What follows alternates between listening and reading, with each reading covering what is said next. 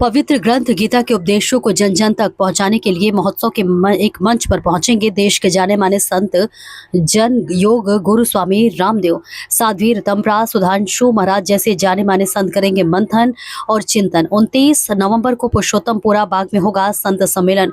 गीता मनीषी स्वामी ज्ञानंद के सानिध्य में होगा भव्य कार्यक्रम।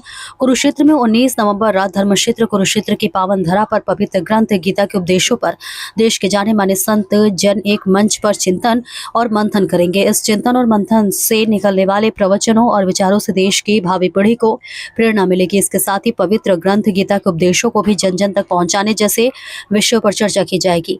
अहम पहलू यह है कि अंतर्राष्ट्रीय गीता महोत्सव 2025 में 29 नवंबर को पुरुषोत्तमपुरा बाग में संत सम्मेलन के लिए मंच सजाया जाएगा और इस संत सम्मेलन के आयोजन को गीता मनीषी स्वामी ज्ञानंद के सानिध्य में भव्य स्वरूप दिया जाएगा। अंतर्राष्ट्रीय गीता महोत्सव 2025 को ब्रह्म स्वरूप पुरुषोत्तमपुरा बाग में सुबह करीब 11 बजे संत सम्मेलन का आयोजन होगा। इस संत सम्मेलन में योग गुरु स्वामी रामदेव महाराज, साध्वी ऋतंभरा, सुधांशु महाराज, अवधेशानंद महाराज, गोविंद सिंह देवगिरी, धर्मदेव पटौदी रोहतक से, कालिदास कपिल पुरी के साथ साथ हरियाणा के कुरुक्षेत्र के जाने माने संत जनों के पहुंचने की संभावना है। इस सम्मेलन में आयोजन 29 नवंबर को सुबह 11 बजे ब्रह्म स्वरूप पुरुषोत्तम बाग में होगा। इस देश की भावी पीढ़ी को नशे जैसी कुरीतियों से दूर रखने के लिए इस प्रकार के कार्यक्रमों का आयोजन किया जा रहा है। देखिए काजल वालिया की खास रिपोर्ट। गौरव अंतर्राष्ट्रीय गीता महोत्सव सरस मेला के रूप में विधिवत प्रारंभ हो चुका है और हमें लगता है कि जिस प्रकार से प्रारंभ से ही लोगों में आस्था, उत्साह, उल्लास दिखाई दे रहा है, इसे देखकर लगता है कि आगे आगे जैसे भगवद गीता और गीता महोत्सव के कुछ विशेष भाव आएंगे तो उसमें ये उल्लास एक राष्ट्रव्यापी उल्लास बनेगा और भारत से बाहर तक भी आज के जो संचार माध्यम है उनके माध्यम से पूरे विश्व को ये जोड़ेगा अपने साथ। 24 तारीख को जो अंतर्राष्ट्रीय गीता महोत्सव का मुख्य भाव है वो प्रारंभ होगा।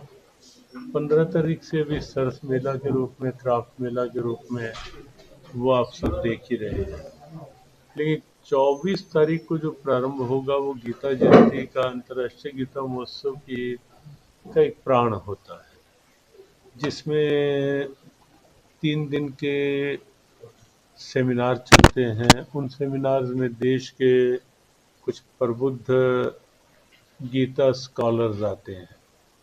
लगभग हर प्रदेश से कोई न कोई आता है और देश ही नहीं, देश के बाहर से भी इस बार लगभग 20 से अधिक देशों से गीता स्कॉलर अलग अलग देशों से आ रहे हैं, जो 3 दिन तक यहाँ रहेंगे और अलग अलग विषयों पर उनके मंथन होंगे, चिंतन होंगे, कुछ उनके रिसर्च पेपर्स होंगे, शोध पत्र होंगे, वो सब उस पर चर्चा।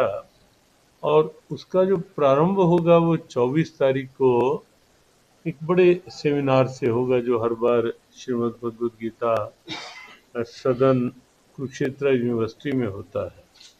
उससे पूर्व गीता महायज्ञ होता है संपूर्ण गीता जी का, और प्रयास अपने कुरुक्षेत्र विकास बोर्ड का ये रहता है और जो एक स्तुत्य प्रयास है कि पूरा महोत्सव भगवद गीता की परिक्रमा करता हुआ दिखाई दे।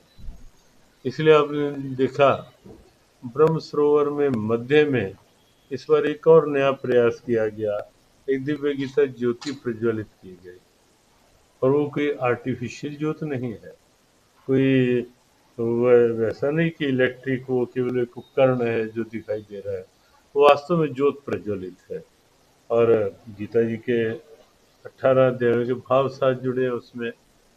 तो इस ढंग के कोई नए प्रयोग हैं। गीता जी का संपूर्ण यज्ञ होगा, फिर सेमिनार होगा गीता विश्व बंधुत्व की प्रेरणा, गीता स्वधर्म को लेकर के कि हर क्षेत्र में अपना अपना स्वधर्म, अपना अपना धर्म क्या है किसी भी क्षेत्र में, तो उस पर चिंतन मंथन और फिर सेमिनार भी होगा जिसमें अलग अलग विचारों के कुछ प्रबुद्ध चिंतक आएंगे, मुख्य मंच पे होंगे, बाहर के देशों के भी होंगे, जैन परंपरा के आचार्य होंगे, सिख परंपरा से एक प्रबुद्ध संत होंगे जिनका गीता पे भी अच्छा चिंतन है, बौद्ध परंपरा से, और ऐसे अलग अलग समाज के कुछ प्रबुद्ध लोगों का एक सद्भावना चिंतन गीता जी पे मिलेगा 24 तारीख को।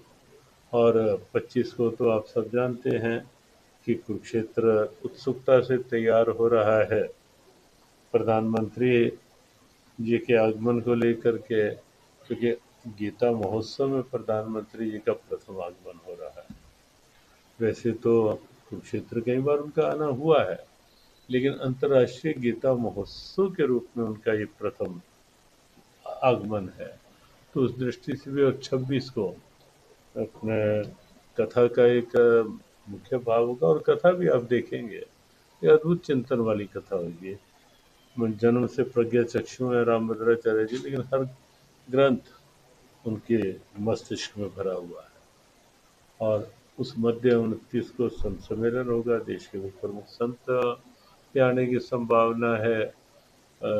30 तारीख को, 29 को ही आ जाएंगे सब। देव स्थलों के भी इस बार बड़ी संख्या में, भले ही शक्तिपीठ है, धाम है, ज्योतिर्लिंग है, ऐसे अलग अलग क्षेत्रों से, वृंदावन है, अयोध्या है, तो वहाँ के कोई मुख्य तीर्थ पुरोहित भी बड़ी संख्या में इस बार आ रहे हैं।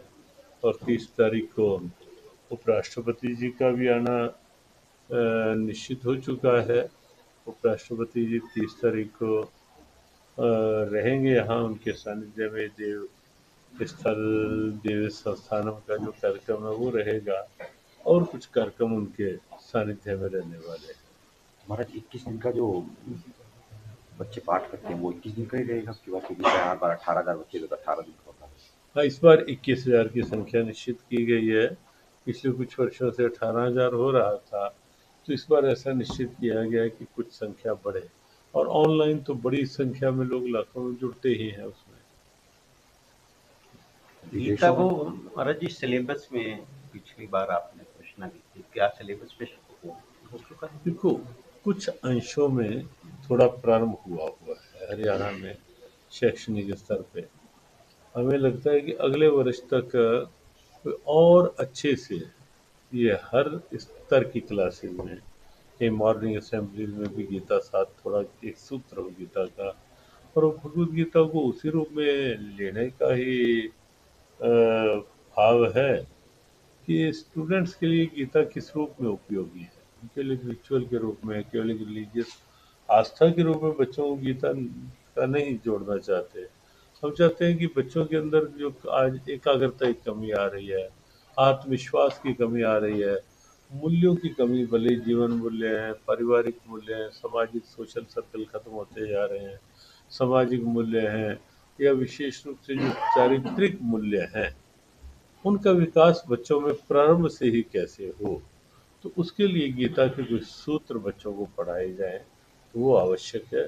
और हम सरकार से इसी रूप में ही सुझाव देंगे, सरकार को प्रस्ताव रखेंगे कि सरकार इसी रूप में ही बच्चों को गीता के साथ जोड़ने का प्रयास महाराज करे। एक आपका विजन था कुरुक्षेत्र और कुरुक्षेत्र धाम के नाम से पुकारा जाएगा, मुख्यमंत्री जी ने भी कहा था पिछली बार, तो उसको अमली जामा पहनाने के लिए कब तक क्या कुछ धर्म क्षेत्र कुरुक्षेत्र जी अब कुरुक्षेत्र धाम के ऐसे नाम से धर्म पुकारा जाएगा क्षेत्र कुरुक्षेत्र तो है ही है, लेकिन एक ये भी आवाज उठी थी, कुरुक्षेत्र और कुरुक्षेत्र। पिछली बार एक कार्यक्रम में, नव संवत के कार्यक्रम में, जी।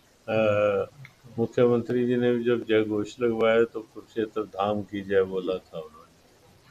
तो उसकी भी एक बार गीता जयंती के बाद बैठ के देख लिया जाएगा।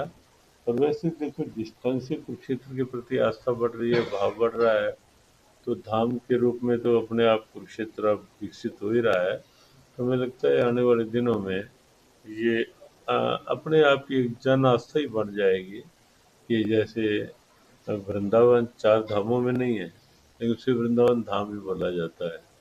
4 धाम तो हमारे हैं ही। अयोध्या 4 धाम में नहीं है, लेकिन अयोध्या धाम ही हम बोलते हैं। चित्रकूट को चित्रकूट धाम बोला ही जाता है।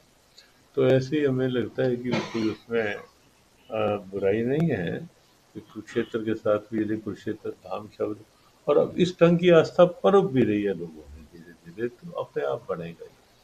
कौन कौन से संत, बड़े संत यहाँ आ रहे हैं? अभी कुरुक्षेत्र विकास बोर्ड की ओर से, मुख्यमंत्री जी की ओर से लगभग मुखिया सभी संतों को, आचार्यों को निमंत्रण भेजा गया है।